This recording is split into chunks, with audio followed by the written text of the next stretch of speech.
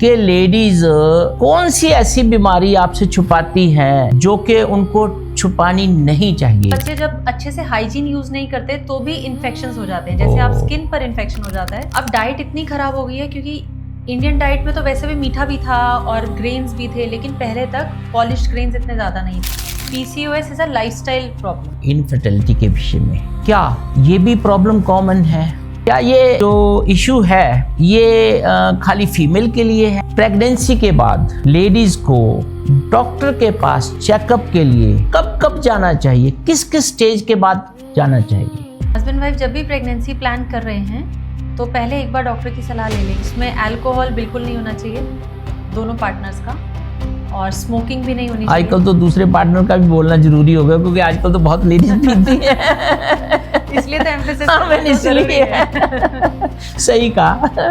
नहीं तो ज्यादातर पहले तो जो आदमी लोग हैं वही बदनाम होते थे। तो कुछ मेजर प्रॉब्लम्स होती हैं वो बाईपास हो जाती हैं, जैसे आपस में इंटरकोर्स करना भी एक प्रॉब्लम है। कई बार जब पेशेंट को पेन फील नहीं होता पर प्रेशर फील होता है तो वो पुश तो कर सकता है नीचे। हमने पहली दफा ही सुना है, नहीं तो डिलीवरी के टाइम क्या होता है, आपका हॉस्पिटल इधर है और दूसरे हॉस्पिटल तक आवाजें जाती है। पेशेंट ऐसे भी आते होंगे जो गूगल से देख के आपको ही समझा रहे हैं। ऐसे ही पेशेंट का नाम हमने रखा है गूगल पेशेंट। अच्छा, नाम भी रखा हुआ है। क्या लेडीज को इरेगुलर जो अनियमित जिसको बोलते हैं पीरियड को इग्नोर करना चाहिए या नहीं? इरेगुलर मींस प्रॉब्लम, आपको जाना है। पीरियड स्किप होना क्या प्रेगनेंसी है?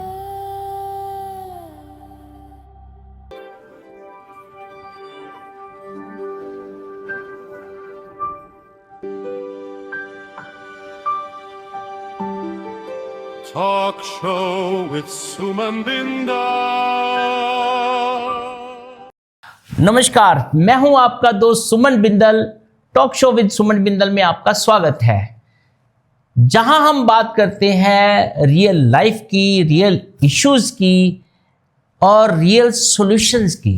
आपको पता है 80% इंडिया की लेडीज अपने गायनी डॉक्टर से अपनी बीमारी छुपाती हैं, बताने में भी हिचकिचाती हैं।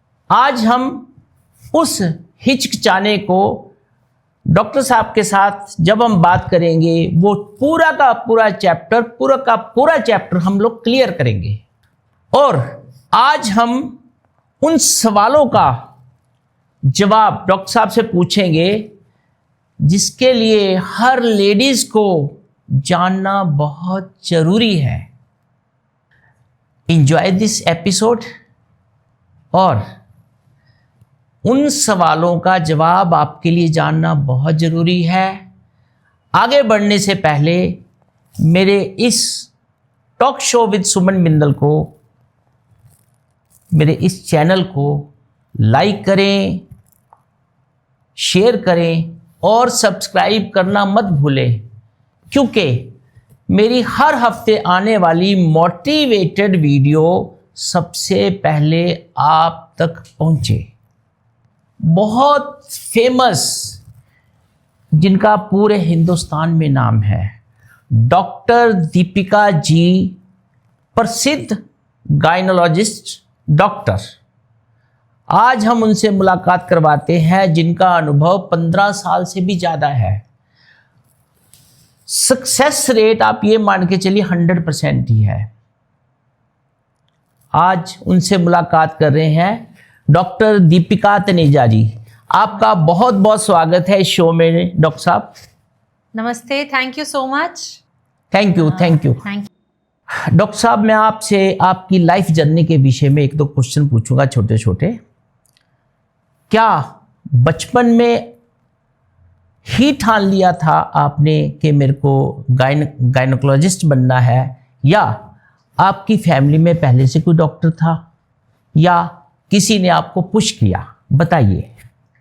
देखिए, बचपन से तो ऐसा कुछ नहीं था। बचपन से तो मेरी नानी का सपना था कि मैं डॉक्टर बनूं। यस। लेकिन जैसे पढ़ते पढ़ते आगे बढ़ी मेरी पढ़ाई। मैं बाल भारती स्कूल दिल्ली से ही पढ़ी हुई हूँ, तो उसमें 11th-12th में ठीक ठाक मार्क्स थे, तो दोनों ही स्ट्रीम्स हमें लेनी पड़ती थी स्कूल में, इंजीनियरिंग भी और मेडिकल भी। अच्छा, मतलब दोनों में वो सवार थे। दोनों नाम में सवार थे पैर। फिर दोनों तरफ सिलेक्शन हो गया, आईआईटी में भी सिलेक्शन हुआ, मेडिकल में भी सिलेक्शन हुआ, दिल्ली कॉलेज ऑफ इंजीनियरिंग का अलग एग्जाम हुआ करता था तब, उसमें भी हुआ सिलेक्शन, AIEEE के नाम से होता था। फिर जब तीनों में सिलेक्शन हो गया तो देखा कि डॉक्टर्स तो बहुत कम बन रहे हैं और इंजीनियर्स की इंजीनियर ज़्यादा काफी बन रहे ज्यादा हैं, थी। बिल्कुल सही कह रहे हैं। तो सीटें थी दिल्ली में 220, तो फाइनली फिर यही डिसाइड हुआ कि कम सीटें हैं तो चलो डॉक्टर की पढ़ाई कर ली जाए। Very good. जब दोनों हो रहे हैं तो फिर ये बन जाता ये तो बहुत अच्छी सोच है, और डॉक्टर का तो रुतबा ही अलग है। है। हाँ, और फैमिली में कोई था भी नहीं डॉक्टर, अच्छा, सबको अच्छा, ये अच्छा। था कि एक बन जाएगी तो जनरल हेल्थ नहीं नहीं, बहुत अच्छा आपका ये डिसीजन रहा, बहुत ही अच्छा डिसीजन रहा। आज तक आपका योगदान जो है कितने हॉस्पिटल्स के साथ रहा? देखिए, इस जर्नी की शुरुआत हुई दिल्ली के जाने माने जो गवर्नमेंट हॉस्पिटल्स हैं वहाँ से मैंने पढ़ाई की, क्योंकि शुरुआत में आई मैं तो मौलाना आज़ाद में थी। फिर वहाँ से मैंने अपनी MBBS कंप्लीट की 2011 में। उसके बाद लेडी हार्डिंग मेडिकल कॉलेज है कनॉट प्लेस में ही, उससे मैंने अपनी पोस्ट ग्रेजुएशन कंप्लीट की। फिर उसके बाद मैंने जब अपना दायरा कैरियर स्टार्ट किया तो फिर तब मैंने ESI हॉस्पिटल ज्वाइन किया। फिर पंजाबी बाग में महाराजा अग्रसेन हॉस्पिटल ज्वाइन किया। कुछ वक्त मैं दिल्ली से बाहर जाकर सोनीपत में भी रही 2 साल, वहाँ हॉस्पिटल में काम किया, सिविल हॉस्पिटल में भी काम किया। उसके बाद वापस दिल्ली आकर फिर मैंने महाराजा अग्रसेन हॉस्पिटल फिर से ज्वाइन किया और जयपुर गोल्डन से मेरी शुरुआत हुई प्राइवेट प्रैक्टिस की। बहुत बड़ा एक्सपीरियंस है। तो आजकल आप कहाँ पे प्रैक्टिस कर रहे हैं? आजकल मैं मैक्स हॉस्पिटल में हूँ और मेरा अपना खुद का वेंचर है नियोनेस्ट हॉस्पिटल। ओके। और CK बिरला और Cloud9 में भी मेरी वेरी गुड, वेरी गुड। बहुत बड़ा एक्सपीरियंस है डॉक्टर साहब का। मैंने तो आपको शुरुआत में ही कहा था कि बहुत ही बड़ी इनको अपनी लाइन में बड़ी बहुत महारत, जिसको एक्सपर्टी कहते हैं। डॉक्टर साहब आप ये बताइए कि लेडीज़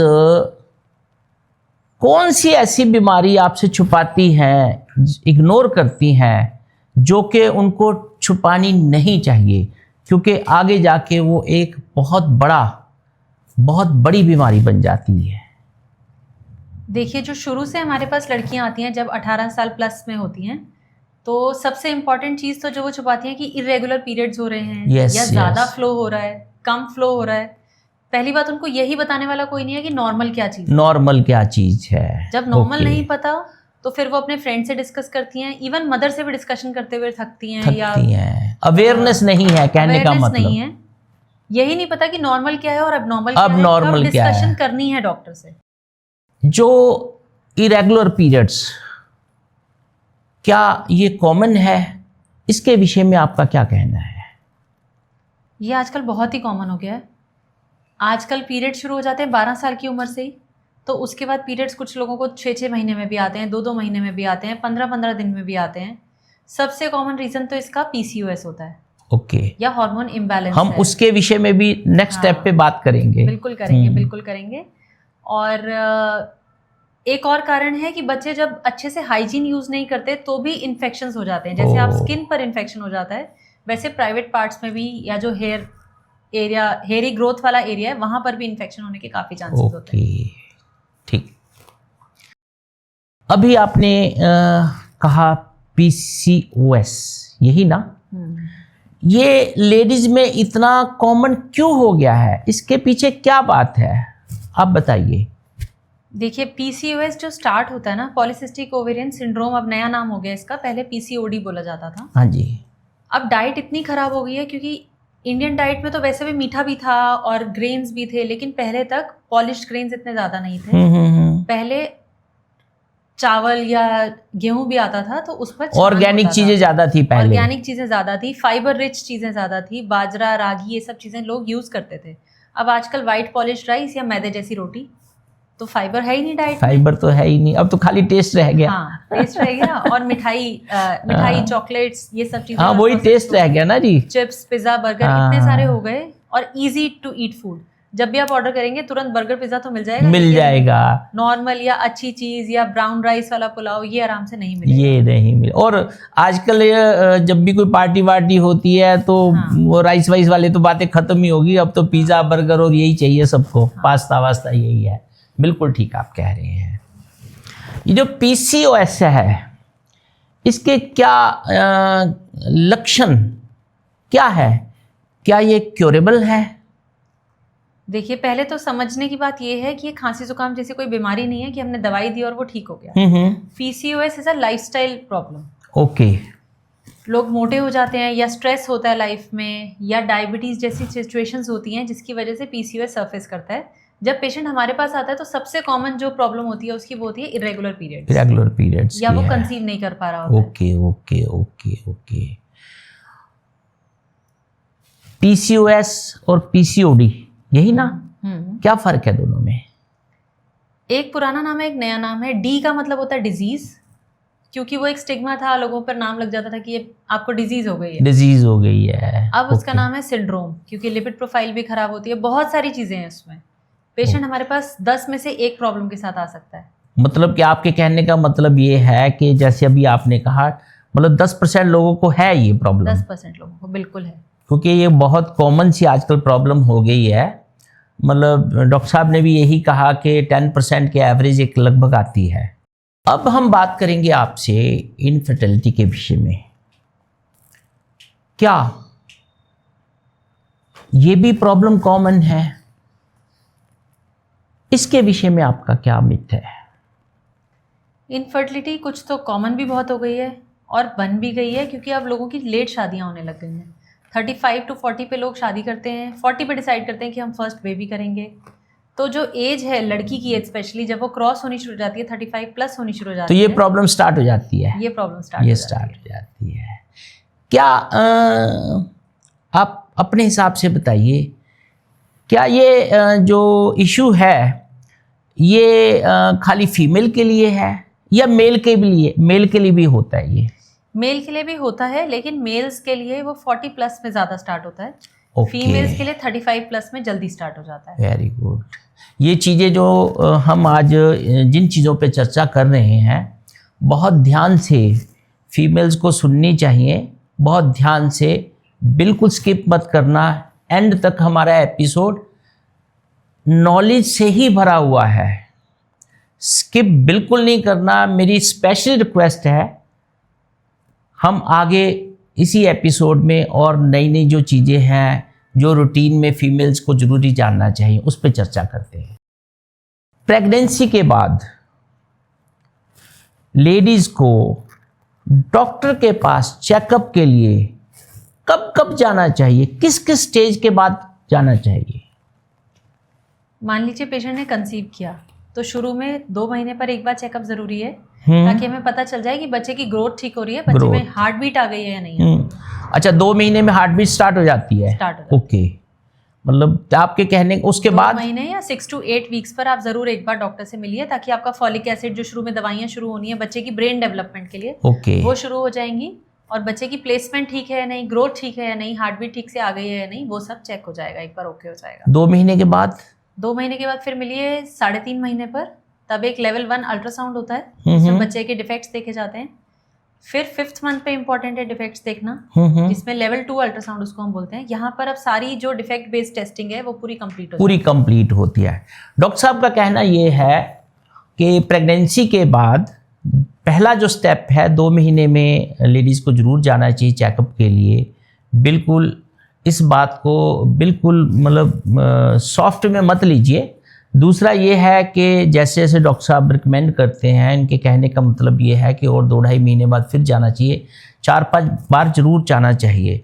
यदि आपकी सारी प्रॉब्लम्स नहीं कहता, ये भी सारी हेल्थ आपकी ओके है तो उसको कंटिन्यू जरूर करिए डॉक्टर साहब की सलाह के साथ।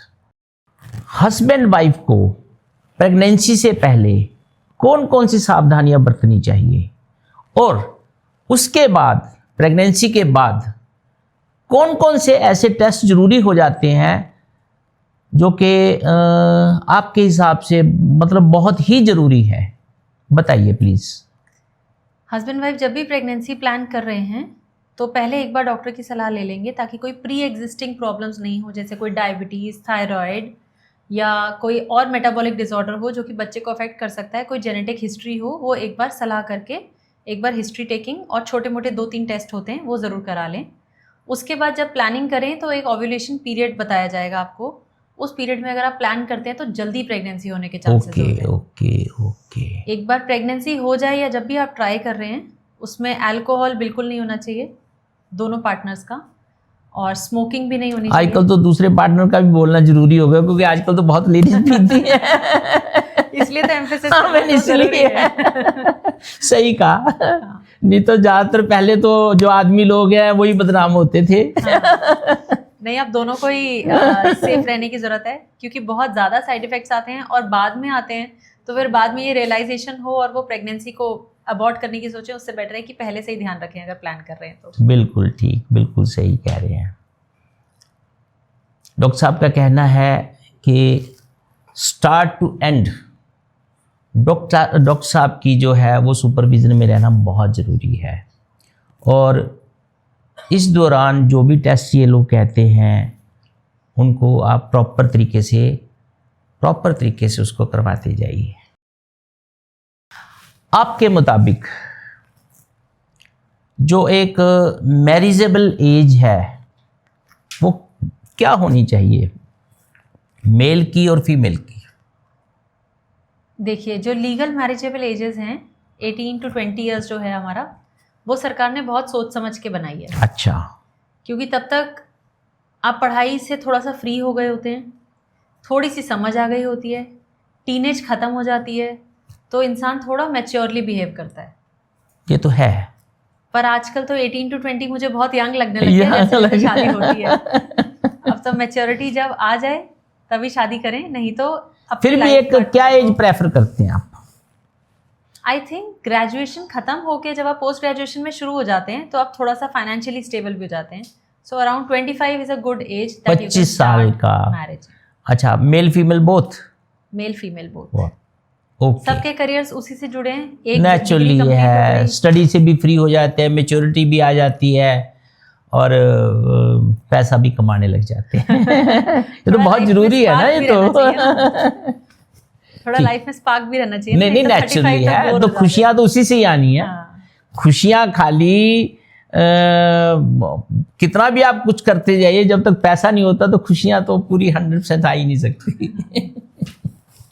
ठीक है, और जल्दी शादी करेंगे ना तो टाइम भी होगा एडजस्टमेंट करने का, जल्दी एडजस्टमेंट, बच्चे करने की सही रेस सही नहीं सही होगी। सही कह रहे हैं, बिल्कुल ठीक। मेरा सवाल कुछ हल्का फुल्का तो हिंट आपने पहले दे दिया था, फिर अब मैं थोड़ा डिटेल में पूछता हूं। एक लड़की को किस एज से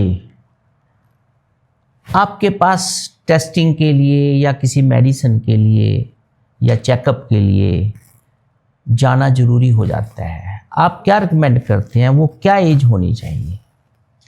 देखिए, चेकअप, प्रॉब्लम और काउंसलिंग तीनों चीज़ों के लिए डॉक्टर के पास आना ज़रूरी है। किस एज आई थिंक 16 to 18 से आना चाहिए एक बार, ताकि आपको मेंस्ट्रुअल हाइजीन के लिए भी हम काउंसिल कर सकें। वो एक ऐसा फेज होता है जब आप मदर्स के इन्फ्लुएंस से बाहर आ चुके होते हैं और बाकी दुनिया आपको गाइड करने के लिए बैठी है, बट वो गाइड कर रही है मिस गाइड, ये तो पता नहीं है। मम्मी की गोद से बाहर आ जाते हैं। हाँ। यही हुआ ना। हाँ। तो इसलिए अपनी क्वेरीज लेके जाइए डॉक्टर के पास, खूब सारी क्वेरीज लेके जाइए और वहां से जानकर आइए कि क्या ठीक है, क्या गलत है, क्या दुनिया कर रही है, और जो काम सब कर रहे हैं या जो फ्रेंड्स कर रहे हैं, जो एक्सप्लोर कर रहे हैं नई नई चीज़ें, क्या वो ठीक है, करना चाहिए, कितना डेंजरस है, कितना डेंजरस नहीं है। और सेक्सुअल एक्टिविटी के लिए भी जितनी भी प्रिकॉशंस हैं वो आप एक बार डॉक्टर से तो समझ लीजिए। आजकल के जो डॉक्टर हैं खाली डॉक्टर नहीं हैं, ये आपके काउंसलर भी हैं। मम्मी पापा की ज़िंदगी से आप ऊपर आ गए हैं। आप अब यही मान के चलिए, ये जो डॉक्टर है यही आपके मम्मी पापा हैं। यही हुआ ना जी? बिल्कुल बिल्कुल। डिस्कशन हमसे आकर करेंगे तो ओपन डिस्कशन होगा। IVF ये आई थिंक 10-12 साल से ही स्टार्ट हुआ है, 15-17 साल से स्टार्ट हुआ है मेरे हिसाब से। ये IVF क्या चीज़ है, क्या भला है, ये बताइए आप। तो बहुत ही सीरियस टॉपिक छेड़ दिया भाई। हैं? IVF तो बहुत ही सीरियस टॉपिक छेड़ दिया। IVF का मतलब है इन विट्रो फर्टिलाइजेशन, यस, जिसमें हम बच्चा बाहर बनाते हैं। क्योंकि कुछ तो प्रॉब्लम है, या तो अंडा ठीक से नहीं बन रहा है, या स्पर्म ठीक से नहीं बन रहा है, या दोनों मिक्स नहीं हो रहे हैं, वहां पर बेबी नहीं बन रहा है। तो आर्टिफिशियल वो मेल फीमेल की इंडिविजुअल प्रॉब्लम है, उससे बाहर आके ये IVF स्टार्ट हुआ है। यही हुआ ना? उन दोनों से बाहर आके दोनों के स्पर्म्स या सीमेन लेकर या अंडे लेकर उसमें मान लीजिए कि दोनों ठीक नहीं है, एक पार्टनर में गड़बड़ है, तो वहां से हम कहीं से रिप्लेसमेंट भी ले सकते हैं। रिप्लेसमेंट भी ले लेते हैं, ठीक हाँ, है। उसको बोलते हैं डोनर। तो आईवीएफ में बच्चा बाहर बनाया जाता है और फिर बच्चे को इम्प्लांट करते हैं। इम्प्लांट किया जाता है, हम एक मिनी बेबी डालते हैं जो बड़ा होके बिग बेबी बन जाता है। ओके, तो क्या ये पहले तो लोग, मैंने सुना है कि बाहर कंट्रियों में जाते थे आईवीएफ के लिए, तो क्या अब इंडिया में भी इसके साधन प्रॉपर हैं? अब तो, पहले तो आईवीएफ कॉस्टली भी बहुत होता था और अवेलेबिलिटी भी नहीं होती थी। इवन बड़े शहरों में भी कुछ ही सेंटर्स कुछ थे, हाँ। अब तो बड़े शहरों में तो बहुत हैं और छोटे शहरों में भी अच्छे आईवीएफ सेंटर्स और अच्छी फैसिलिटीज और लैब्स आ गई हैं। ओके, तो इसके रिजल्ट कितने % है जी? रिजल्ट हैं 35 to 40% हैं। मतलब वो 100 के आसपास वाले नहीं है? 100 तो नहीं है। कोई अच्छा, कंफर्मेशन गारंटी नहीं है, बट ये है कि जो कुछ मेजर प्रॉब्लम्स होती हैं वो बाईपास हो जाती हैं। जैसे आपस में इंटरकोर्स करना भी एक प्रॉब्लम है कई बार। अच्छा। तो वहां से भी बाईपास हो जाता है। कुछ एंटीबॉडीज होती हैं कई बार फीमेल की बॉडी में जो कि इनहिबिट करती हैं कि स्पर्म्स आए पर ठीक से फंक्शन नहीं कर पा रहे हैं। तो उसके लिए भी हम वो सब बाईपास करके, किसी में कोई डिफेक्ट है, कोई इन्फेक्शंस हैं, वो सब बाईपास करके हम बच्चे को बाहर बनाते हैं और फिर बच्चा को डाल देते हैं डायरेक्ट। देखिए, आईवीएफ बहुत सारे लोगों ने सुना होगा, नहीं भी सुना होगा तो अब हमारी बातों से आपको पता लग रहा है। उसकी जो डिटेल है, जिसे सुना भी होगा उसकी डिटेल आप शायद नहीं जानते होंगे, बहुत कम लोग जानते होंगे। हमारा इस स्टेज, इस प्लेटफॉर्म पे यही मतलब है कि हम हर चीज़ के लिए आपको अवेयर करें डिटेल में कि क्या चीज़ है, उसकी असलियत क्या है।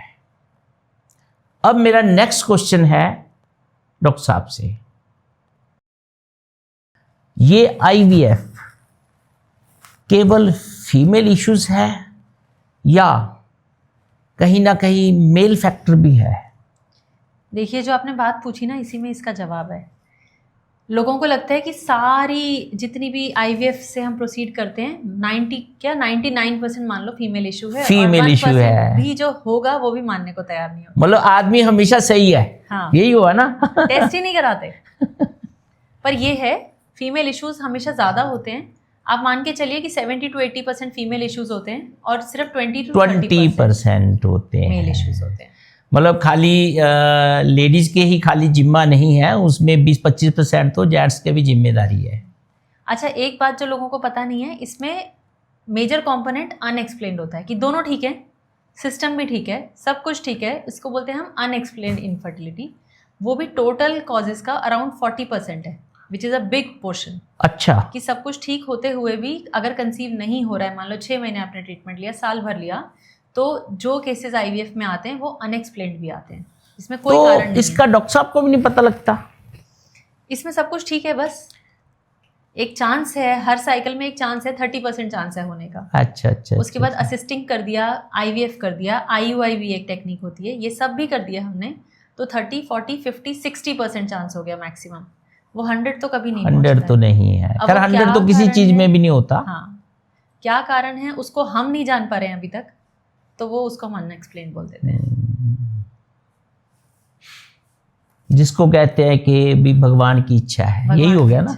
बिल्कुल, यस। जब वक्त आएगा तभी होगा वो। तब वक्त आएगा, हाँ, ये भी मिथ है। किस स्टेज में जरूरी हो जाता है?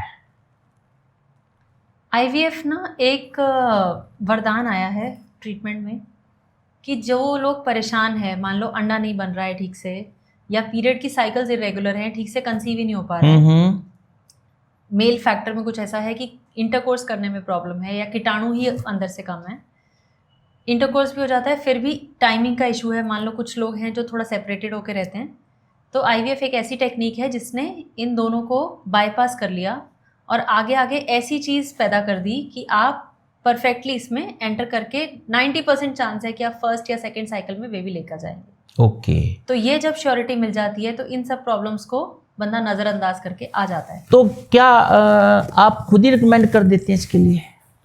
आईवीएफ की जरूरत तब पड़ती है जब मान लो 6 महीने आपने ट्रीटमेंट ले लिया, रूटीन टेक्निक्स हमने कर ली, कुछ रिजल्ट नहीं निकला, उसका रिजल्ट नहीं निकला, या कुछ ऐसा है कि आपको डोनर लेना ही पड़ेगा, कहीं एक साइड में ऐसी प्रॉब्लम है कि उसमें डोनर लेना ही पड़ेगा, तो फिर वहाँ पर आपको आईवीएफ कराना पड़ता है। और कुछ केसेस ऐसे होते हैं जैसे कंसीव हो जाता है पर बार बार एबॉर्शंस हो रहे हैं, मल्टीपल एबॉर्शंस हो रहे हैं, कोई जेनेटिक डिफॉर्मिटी है जो कि किसी एक पार्टनर में है और बच्चे में भी आ रही है, तो वो जेनेटिक डिफॉर्मिटी को हटा कर या उसकी स्क्रीनिंग करके उसको फिल्टर करके जब हम बच्चा डालते हैं तो वो भी एक आईवीएफ की इंडिकेशन बन जाती है। ओके, मतलब आपके कहने का मतलब ये है कि सब पहले ट्रीटमेंट हो चुके होते हैं, जब सारे कहते हैं हाथ खड़े हो गए उसके बाद आईवीएफ की बारी आती है, उसके बाद यही हो गया ना। हाँ।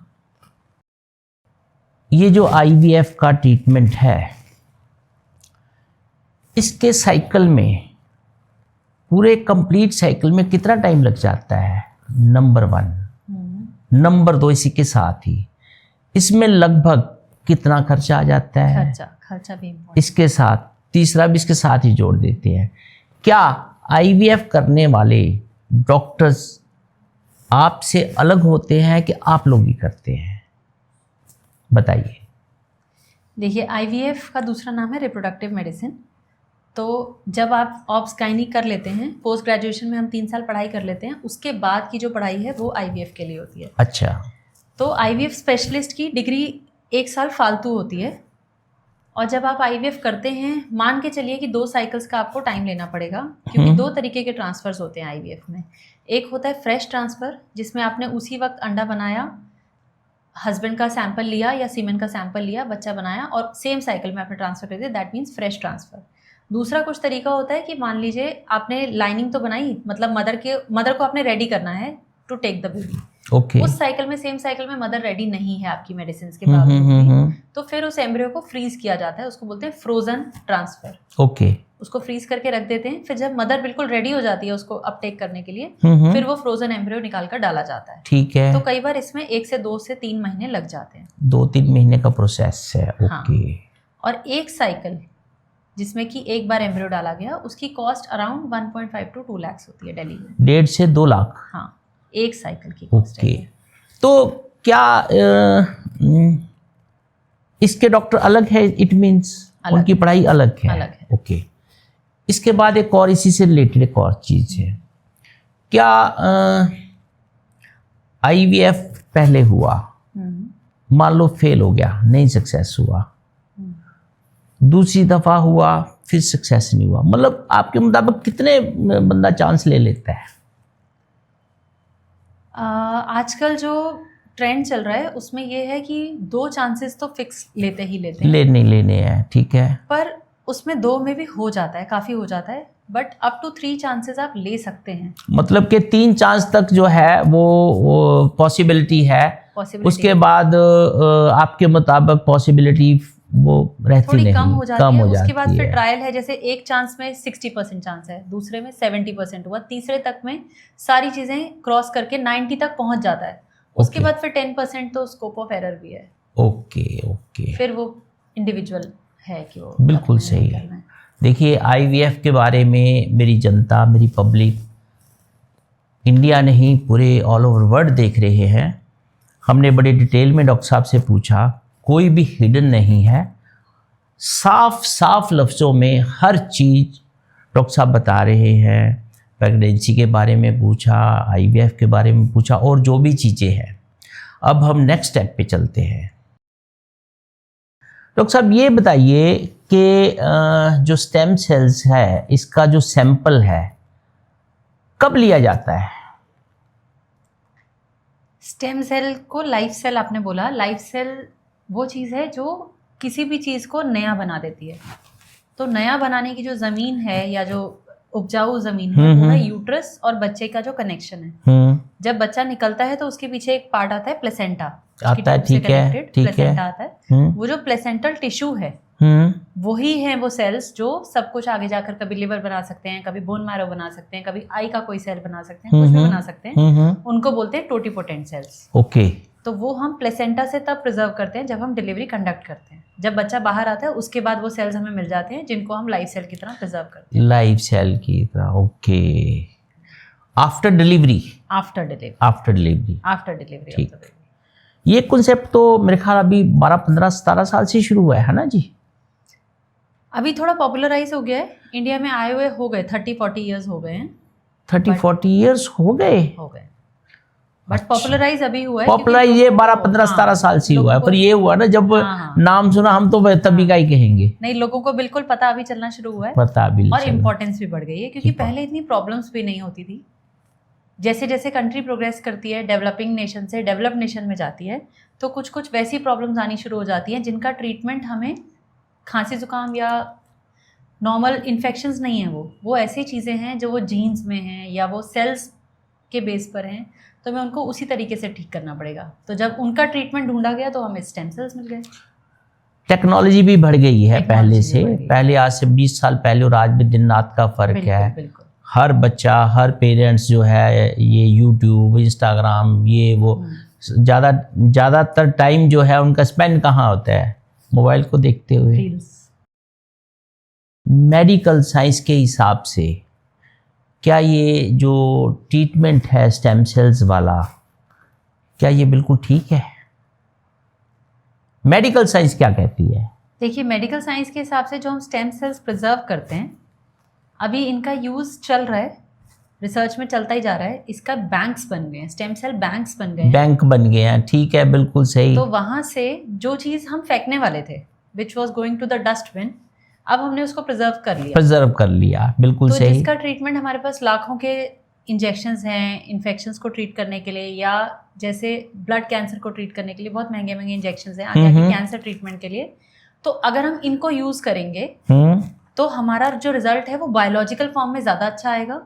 मतलब हम आर्टिफिशियल चीज़ नहीं दे रहे, पहली बात तो नेचुरल चीज़ दे रहे हैं, तो रिजल्ट आने के चांसेस अच्छे हैं, और उसमें इम्यूनिटी रिएक्शन होने के चांसेस कम है कि बॉडी उसको बाहर नहीं फेंकेगी, उसको एक्सेप्ट कर लेगी जल्दी। ओके, क्योंकि ये बॉडी का ही तो पार्ट है। बॉडी का ही तो पार्ट है। ओके, मैं आपको थोड़ा सा और डिटेल में बताता हूँ डॉक्टर साहब ने क्या कहा। ये जो स्टेम सेल्स हैं, ये ह्यूमन मदर फादर की बॉडी का ही एक पार्ट होता है, ठीक, नंबर 1। नंबर 2, इनका कहने का मतलब ये है कि कोई भी प्रॉब्लम फ्यूचर में पेरेंट्स को आती है या उनके ब्लड रिलेशन में किसी को आती है, तो वो जो सेल्स हैं वो उनके यूज़ में आते हैं। वो सेल्स के थ्रू वो अपनी लाइफ को सेव कर सकते हैं। बड़ी से बड़ी बीमारी जैसे कैंसर है या और बहुत सारी बीमारियां होंगी, उससे इस स्टेम सेल्स से वो बच सकते हैं। डॉक्टर साहब का ये कहना है कि स्टेम सेल्स पहले हम लोग डस्टबिन में फेंक देते थे, अब उसका जैसे जैसे साइंस एडवांस हुई अब वो यूज़ में आने लग गया है। ये जो स्टेम सेल्स हैं, इसको स्टोर कौन करता है? क्या इनकी कोई कंपनियां हैं या कोई संस्था, गवर्नमेंट संस्था है, क्या है, कौन इसको मतलब स्टोर करता है? अभी इंडिया में 2-3 कंपनीज हैं जो कि गवर्नमेंट अप्रूव्ड हैं, लेकिन गवर्नमेंट लेड नहीं है। अभी गवर्नमेंट ने ये काम नहीं शुरू किया, प्राइवेट कंपनीज हैं जो ये काम कर रही हैं। तो इनके पास सर्टिफिकेशंस हैं और इनके पास बैंक्स हैं 10, 20, 30 साल के। तो वो धीरे धीरे जैसे जैसे स्टेम सेल्स और आते जाते हैं वो एक्सपैंड होते जाते हैं, और जितनी प्रॉब्लम्स हैं वो भी एक्सपैंड होती जाती हैं। जितनी प्रॉब्लम्स के लिए वो यूज़ कर रहे हैं उतना डाटा भी बढ़ता जाता है नेचुरली। तो ये कितने देर स्टोर करके रखना पड़ता है इनको? इसमें इनके पास पैकेजेस होते हैं अपने कि 1 year, 5 year, 10 years, life time भी ये स्टोर कर सकते हैं depending on number of years. तो वो उसका स्टोरेज टाइम बढ़ता जाता है। जैसे जैसे बुकिंग होती है पेशेंट की, तो उतना ही स्टोरेज टाइम भी बढ़ता जाता है और उतना अच्छा फैमिली बैंक भी बनता जाता है। मतलब बुकिंग इसके लिए पहले करवानी पड़ती है, डिलीवरी से पहले होती है इसके लिए बुकिंग। तो कई दफ़ा तो ऐसा भी होता है डिलीवरी के लिए 3-3 दिन लग जाते हैं, तो फिर कैसे? इसके लिए बुकिंग जैसे हो जाती है तो एक किट आती है इसकी, वो किट पेशेंट के पास रहती है। जब वो डिलीवरी रूम में जाता है तो हमारे पास उसकी किट आ जाती है, उससे हम सैंपल भी ले लेते हैं, और उस टाइम पर वहाँ लाइफ सेल या जो भी सेल्स हम इकट्ठे कर रहे हैं उस कंपनी से एक उनको फ़ोन करके बुला लेते हैं आप? हाँ, ओके। उस कंपनी से एक रिप्रेजेंटेटिव भी आता है जो वो इंश्योर करता है कि सारे सैंपल्स ठीक से लिए गए हैं या नहीं। उसमें मदर का सैंपल भी होता है, ब्लड सैंपल्स भी होते हैं। तो ऐसे 3-4 सैंपल्स की पूरी वो किट होती है जिसमें वो पूरी किट होती है। तो एक और आउट ऑफ द वे सवाल और पूछता हूँ, इसके साथ ही जुड़ा हुआ। पूछिए जरूर। जैसे स्टेम सेल्स है, आपका काम तो नहीं है, आपका काम तो है डिलीवरी तक है, तो कितने के पैसे आप एक्स्ट्रा चार्ज कर लेते हैं पेशेंट से? उसके लिए एक्स्ट्रा चार्जेस नहीं नहीं होते। करते? नहीं, वो करने जो चाहिए, एफर्ट से आपके ज्यादा हो गए। दो ही मिनट का तो है, और पेशेंट को बेनिफिट भी तो हो रहा है ना। नहीं, वो तो खैर वो एक तो हंसने की patient- बात है। हाँ, और वो पेशेंट जो भी बुकिंग करता है वो कंपनी को पेमेंट करता है, उसमें डॉक्टर्स का पेमेंट को ऐसे कम नहीं करता है। कितना खर्चा आ जाता है इसमें? इसमें ना ईयर्स ऑफ स्टोरेज पे डिपेंड करता है। जैसे मान लीजिए एक रफली 15 साल का लेके चले। 15 साल का लेके चलेंगे तो अराउंड 60 to 80,000 का खर्चा है ये। अच्छा, तो कुछ ज्यादा नहीं है। बहुत ज़्यादा नहीं है, बट हाँ मतलब it is पहले a जब cost। मैं सुनता था, हम्म, आज से मैं लगभग 15 साल 17 साल पीछे जा रहा हूँ, तब तो लाखों में था।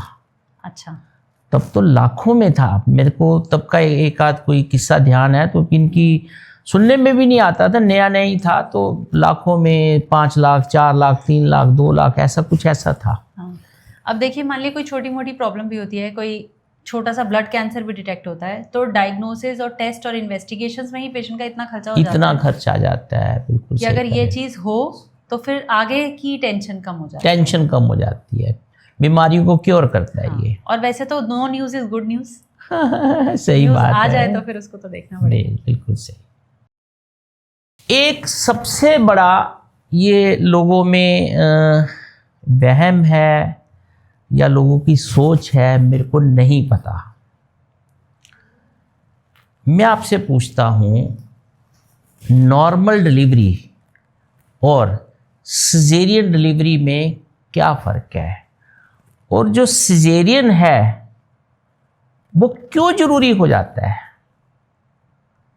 देखिए, हम लोग ऑब्स्टेट्रिशियंस हैं जो कि डिलीवरी कंडक्ट कराते हैं, तो इसमें नॉर्मल डिलीवरी हो या सिजेरियन डिलीवरी हो, हमारा एम होता है बच्चे और मदर दोनों को सेफ रखना।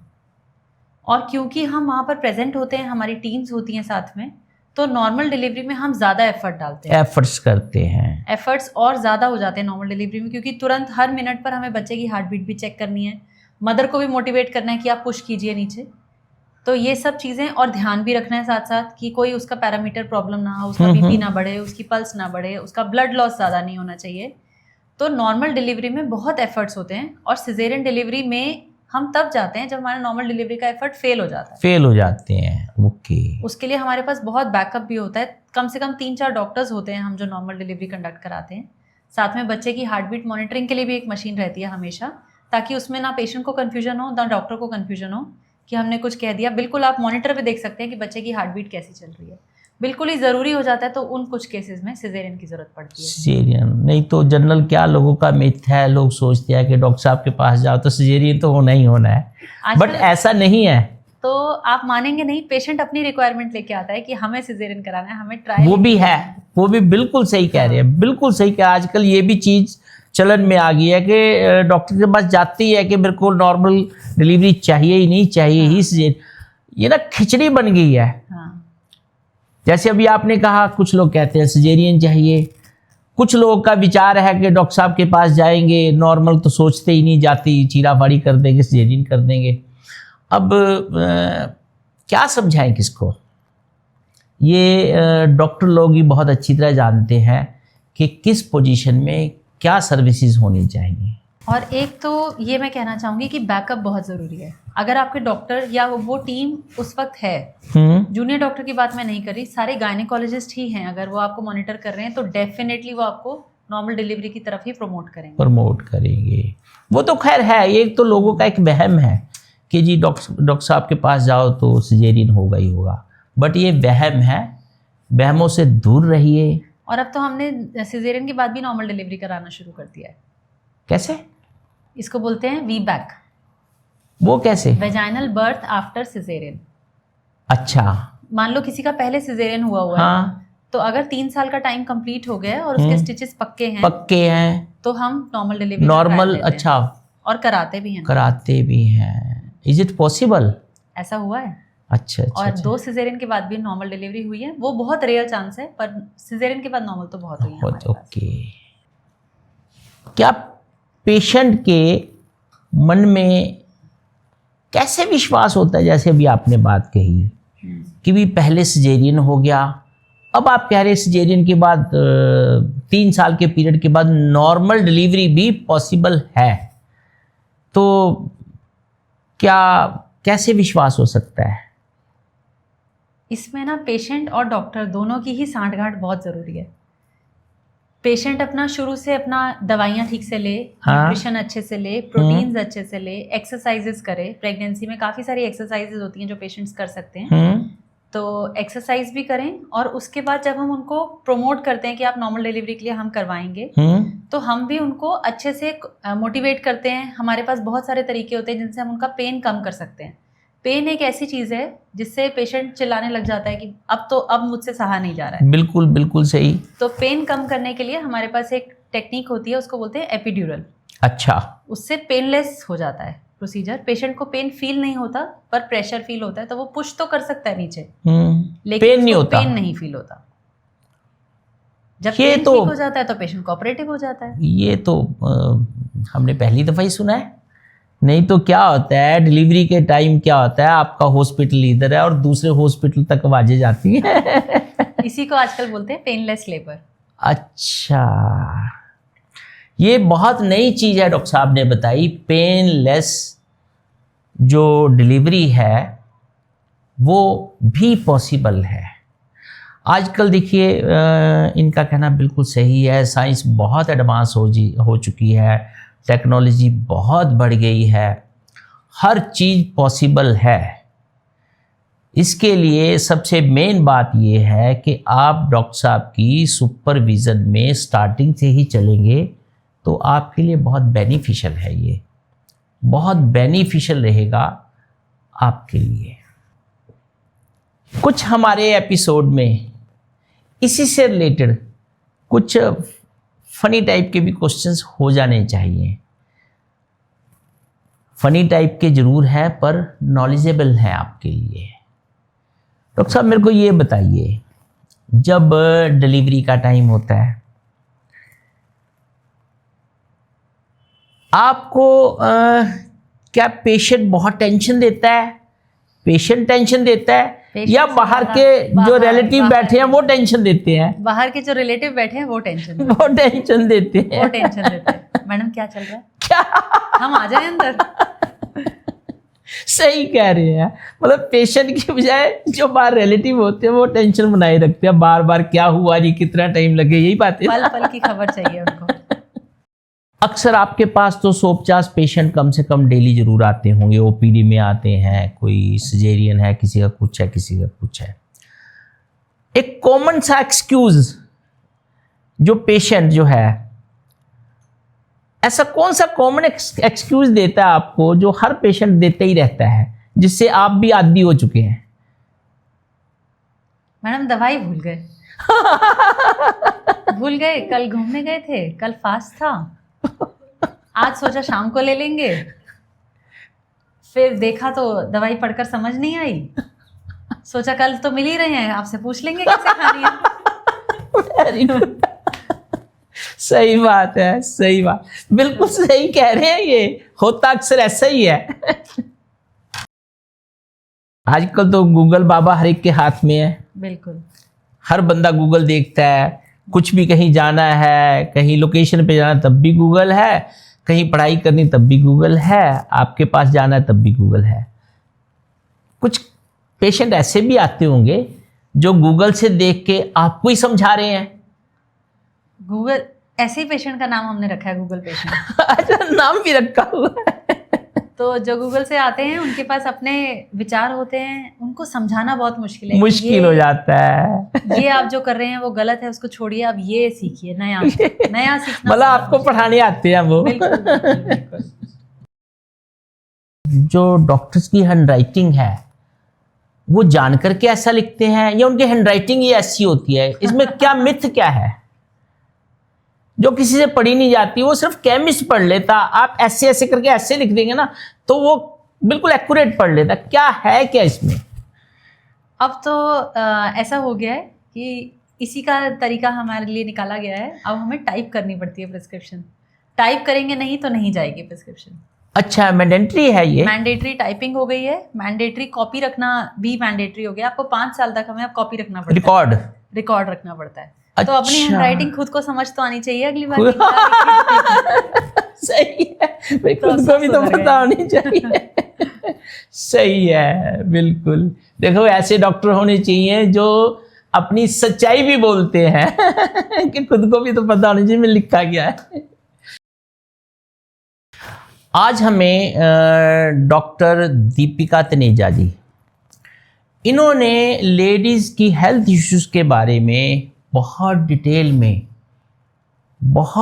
में साफ साफ लफ्जों में समझाया।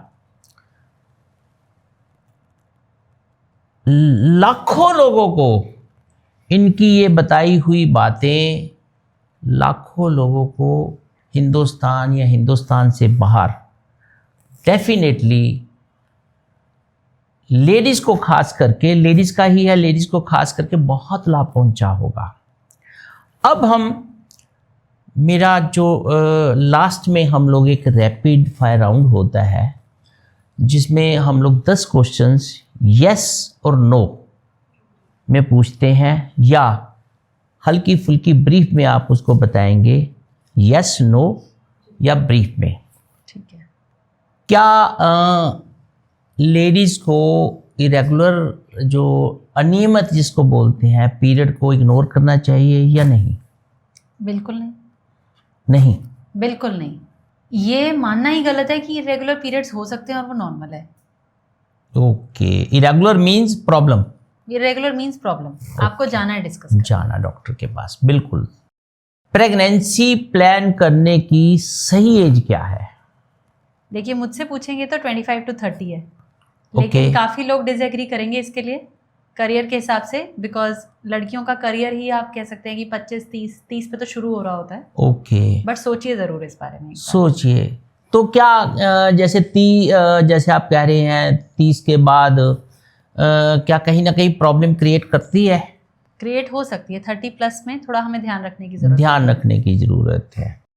लड़कियां गूगल पर देख के अपना इलाज खुद करने की सोचती हैं, ये कहाँ तक सही है?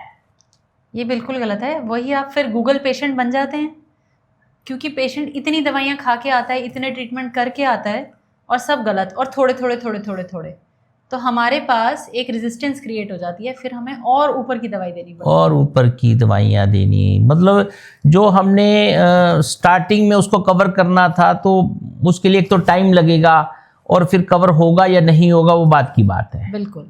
और कॉम्प्लिकेट हो जाएगी, कॉम्प्लिकेशन बढ़ जाएगी। यस। पीरियड स्किप होना क्या प्रेगनेंसी है? बिल्कुल नहीं। ये बहुत ही बड़ा कंफ्यूजन है। एक्सपेक्ट कर रहे होते हैं कि प्रेगनेंसी ही होगा, उल्टी आएगी तो भी प्रेगनेंसी होगा, पर ऐसा नहीं है। इसके बहुत कारण हो सकते हैं। हार्मोन डिस्टर्बेंस सबसे बड़ा कारण है। जैसे हमने पीसीओएस डिस्कस किया था, हाँ। पीसीओएस भी उसमें से एक है। पीसीओएस का भी उसमें रोल हो सकता है। ओके। कहने का मतलब ये है पीरियड स्किप होना तो ये मत समझिए कि प्रेगनेंसी का वो स्टार्ट हो चुका है, ऐसा नहीं है। यदि ऐसा है आपको लगता है तो डॉक्टर से सलाह जरूर करनी चाहिए आपको।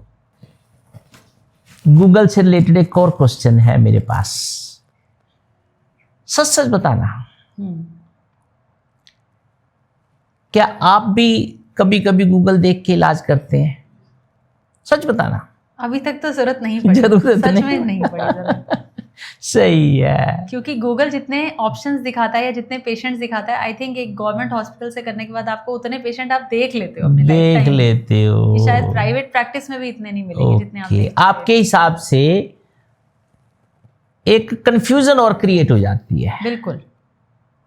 और पेशेंट जल्दी से एक्सेप्ट नहीं करता आपकी बात को, उसको लगता है गूगल पे 1000 लोग ये बोल रहे हैं तो बिल्कुल ठीक कह रहे हैं। हाँ, सही कह रही है, सही कह रही है। एक्सेप्टेंस भी कम हो जाती है। ओके। मॉम के नुस्खे, देसी नुस्खे क्या गूगल से ज़्यादा पावर होते हैं या डॉक्टर से भी ज़्यादा पावरफुल होते हैं?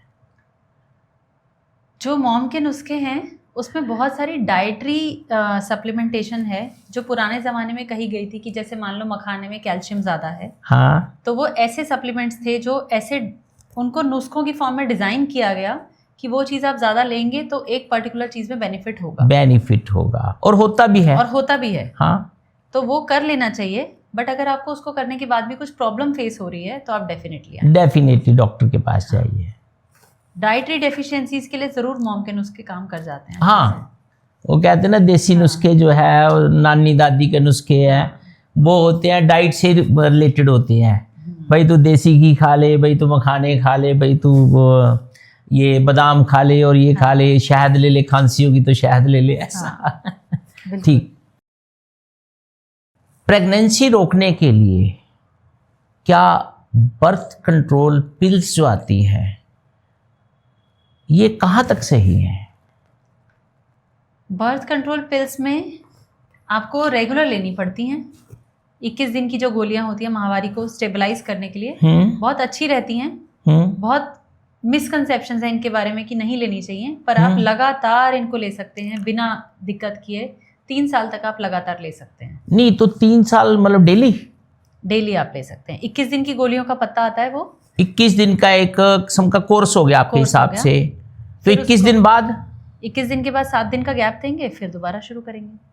अच्छा, आपके कहने का मतलब ये है कि 21 दिन का इसका एक पूरा सिस्टम होता है। 21 टेबलेट आपको खानी चाहिए, उसके बाद 7 टेबलेट 7 दिन छोड़ के फिर टेबलेट वही स्टार्ट करिए, कोई कोर्स स्टार्ट करिए। तो कहीं ना कहीं कोई साइड इफेक्ट नहीं है इसका? आजकल बहुत कम डोज की मेडिसिन आ गई हैं।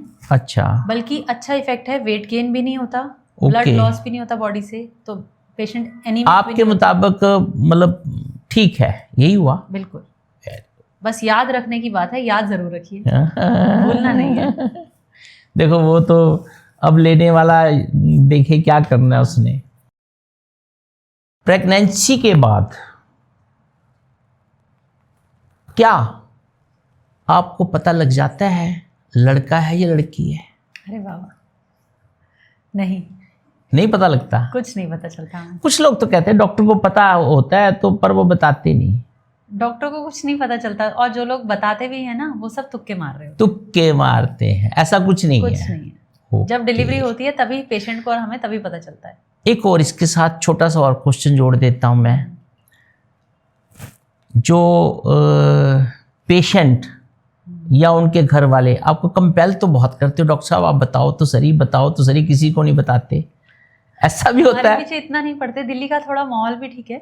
दिल्ली में लोग पहले से प्राइम्ड होते हैं। जब अल्ट्रासाउंड्स भी कराए जाते हैं तो पेशेंट के साइन लिए जाते हैं कि हम कोई सेक्स डिस्क्लोजर नहीं कर रहे हैं, और हम पेशेंट को भी समझाते हैं कि इन चीज़ों से बाहर निकलिए, 1-2 बच्चे आपने करने हैं, और बच्चों को ठीक से पढ़ाइए, उनको रेज कीजिए, ये सब चीज़ें। लड़का है या लड़की उसमें कोई फर्क नहीं है, उसमें कोई फर्क नहीं है। ना हमसे पूछो, ना अपने दिमाग में लेके आओ। आज जैसे आप, जब ये चीज़ें आप ठीक कर लेंगे तो इंडिया में शायद रूल बदल जाएं। जैसे आज आप भी तो हमारे सामने बैठे हैं, इतनी बड़ी शख्सियत बैठे हैं, डॉक्टर हैं, एजुकेटेड हैं, तो क्या फ़र्क है बताइए? लड़का हो नलायक निकल जाए, लड़की है डॉक्टर है, तो बताओ किसको चूज़ करेंगे? ये बातें खैर बिल्कुल आपने सही कही हैं। ये पुरानी बातें हैं कि लड़का ही चाहिए, लड़का ही चाहिए, लड़का ही चाहिए, ऐसा कुछ नहीं है। जो भी है ऊपर वाले की इच्छा है, जो है वो उसको एक्सेप्ट करिए। और ये चीज़ें जब सोचना छोड़ देगी ना इंडिया, तो शायद रूल बदल भी जाएंगे। रूल बदल भी जाएंगे, सही है, बिल्कुल सही कह रहे हैं। कोई एक ऐसा केस जो इमोशनली आपको आज भी मतलब हर्ट करता है, टच करता है, याद है, ऐसा कोई मतलब ऐसा कोई माहौल या ऐसा कोई टाइम जो पेशेंट के साथ आपको लगता है कि वो आज भी आपको याद हो वो टाइम? मेरे एक बहुत पुरानी पेशेंट थी, वो स्टाफ नर्स थी, तो आज से वो मेरे पास 5 साल पहले आई थी, और उनके 7 अबॉर्शंस हो चुके थे, और 8वीं प्रेगनेंसी में वो आई थी मेरे पास। अच्छा। और 8वीं प्रेगनेंसी बड़ी मुश्किल से हमने बहुत इंजेक्शंस दिए उनको, ट्रीटमेंट किया, फिर ट्रीटमेंट कंटिन्यू हुआ, मैं रोज उनको मोटिवेट करती थी कि अब ठीक चलेगा, वो मुझे कहती थी नहीं मैडम 7 हो गए हैं, मैं तो खुद स्टाफ नर्स हूँ, हाँ मैंने बहुत हाँ हाँ ट्रीटमेंट हाँ कराया हाँ है हाँ और नहीं हो पाएगा। बड़ी मुश्किल से ढांढस बंधाते बंधाते उनका 9th मंथ पूरा हुआ और वो गवर्नमेंट इंश्योरेंस की पेशेंट थी, हमारे पास डिलीवरी हुई उनकी, और वो भी उन्होंने पहले ही डिक्लेयर कर दिया था मैडम मेरा आप सिजेरियन कर देना। उनको बहुत मोटिवेट करके हमने उनकी नॉर्मल डिलीवरी कराई। उनके हस्बैंड भी बहुत खुश थे कि चलो नॉर्मल भी हो गई, फिर बेटा हुआ उनका। फिर सेकंड प्रेगनेंसी हुई, सेकंड प्रेगनेंसी में वो आ गई कि मैडम अब फिर से ऐसा हो जाएगा, आप पहले ही इसको अबॉर्ट कर दीजिए। तो मैंने उनको बहुत समझाया नहीं आप कंटिन्यू तो करें, और कंटिन्यू करने पर भी उस प्रेगनेंसी में भी उनको काफ़ी दिक्कत आई, पर वो कंटिन्यू हो गई। 4th-5th मंथ के बाद द जर्नी वॉज स्मूथ। फिर उनकी सेकंड डिलीवरी हुई, वो भी नॉर्मल हुई। तो जो कुछ ऐसे केसेस होते हैं ना, एक तो मेडिकल फ्रेटर्निटी से जुड़ी हुई थी वो, और दूसरा इतने अबॉर्शंस होने के बाद बंदा एकदम हताश होकर आता है कि अब तो हताश हो कुछ नहीं हो जाता सकता। है, बिल्कुल जनरल ऐसा ही होता है। हाँ, तो कुछ मेरा पर्सनल एक्सपीरियंस भी इस रिगार्ड में रहा, और जितने भी ऐसे पेशेंट्स आए जिनकी मल्टीपल प्रेगनेंसी लॉसेस हुए और फिर वो IVF में गए, वहाँ पर भी फेल हुए, पर नॉर्मल ट्रीटमेंट से कंसीव किए मेरे पास आकर, तो उनकी जब डिलीवरी होती है तो मुझे बहुत अच्छा लगता है। वेरी गुड, कि वेरी उनको- बहुत बड़ी डॉक्टर ये बात है, अदरवाइज तो डॉक्टर भी हाथ खड़े कर देते हैं। हाँ। वो पहले से ही बता देते हैं जी देख लो आपका रिस्क है, मैं नहीं कुछ कह सकती। बहुत बड़ी बात है और बड़ी पेशेंस की बात है आपके लिए भी, क्योंकि आपने स्पेशली वो पेशेंट जो खुद मेडिकल फ्रेटर्निटी से जुड़ा होता है ना, जुड़ा वो और होता ज़्यादा है, हताश होकर आता है। हताश होके आता है। बिल्कुल ठीक। ये गायनिकोलॉजिस्ट का वो प्रोफेशन है, पूरे साल भर आपकी सेवा में दिन रात लगे रहते हैं, ये थकते नहीं हैं। रात को भी आप बेल मारोगे तो ये हाजिर है। ये प्रोफेशन ही ऐसा है। इस प्रोफेशन के लिए मैं डॉक्टर साहब को खुद को सलाम करता हूँ। धन्यवाद। आज डॉक्टर दीपिका तनेजा जी ने हमारे दर्शकों को बहुत उलझे हुए सवालों का बड़े सिंपल भाषा में आंसर दिया, जो कि आप सबको बहुत अच्छी तरह समझ आ गया होगा। इसके लिए मैं डॉक्टर साहब का बहुत बहुत धन्यवादी हूँ, बहुत बहुत धन्यवाद करता हूँ। मैम, ये हमारी तरफ से, मेरी तरफ से और मेरी टॉक शो विद सुमन बिंदल की तरफ से ये आपके लिए थैंक यू, और इतनी अवेयरनेस करने के लिए बहुत बहुत शुक्रिया। Thank you. क्योंकि हम इलाज तो कर लेते हैं पर लोगों तक नहीं पहुंच पाते। बिल्कुल सही।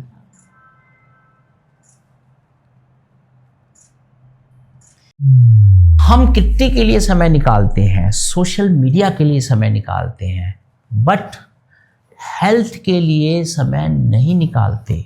मैं हूं सुमन बिंदल, टॉक शो विद सुमन बिंदल में आपका स्वागत है। देखते रहिए, कंटिन्यूस देखते रहिए, क्योंकि हर आने वाली मेरी मोटिवेटेड वीडियो जो है आप तक सबसे पहले पहुंचे। धन्यवाद। Thank you.